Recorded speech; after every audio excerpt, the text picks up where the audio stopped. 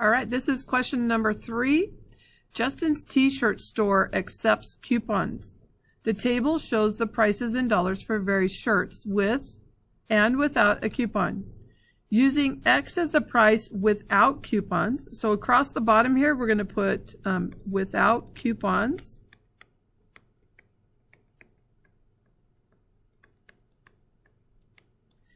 And Y for the price of with coupons, so this is with.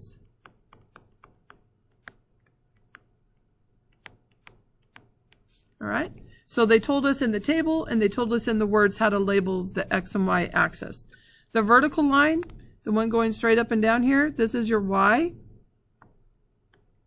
And the line going horizontally is your X. And they should be labeled on the graph.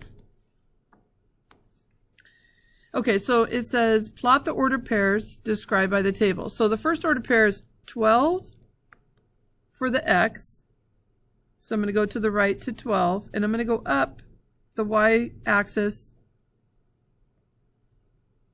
to the Y value of 11.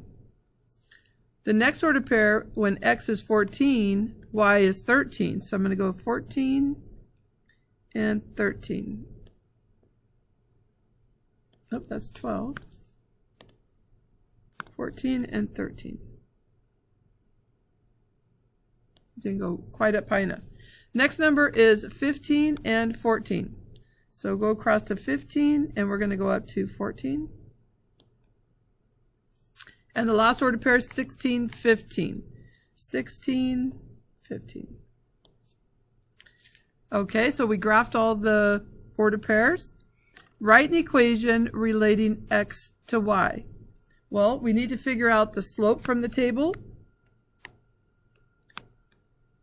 How did the Y's change? Well, they increased by 2. They increased by 1. And they increased by 1. On the X side, they increased by 2, increased by 1, and they increased by 1. So when I calculate my slope, it's the change in the Y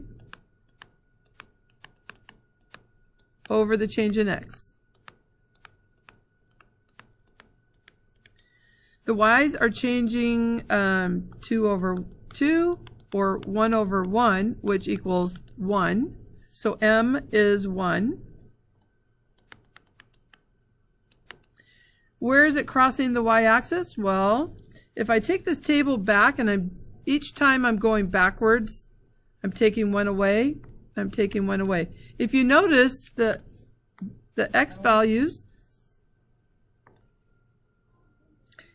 if you notice the X value is 1 more than the Y value. If I go backwards on this table and I go all the way to when X is 0, the Y value is going to be 1 less than that. So I'm going to put that this is a -1, which means B is -1.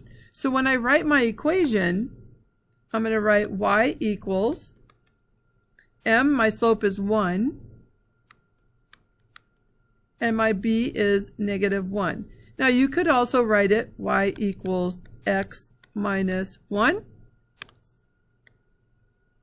Either of those is correct. All right, so let's try number 4.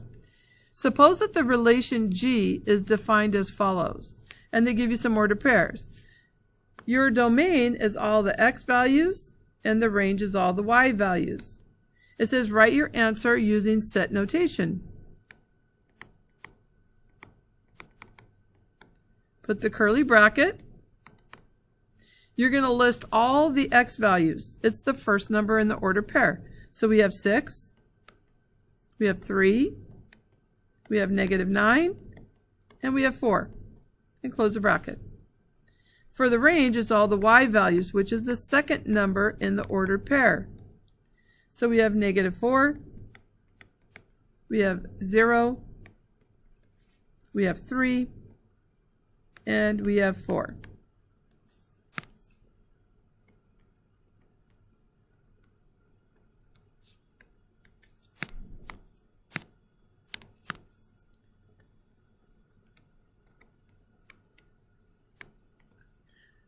Please make sure you only write the number when you're writing the domain and range. If it's listed more than once, we just write it once.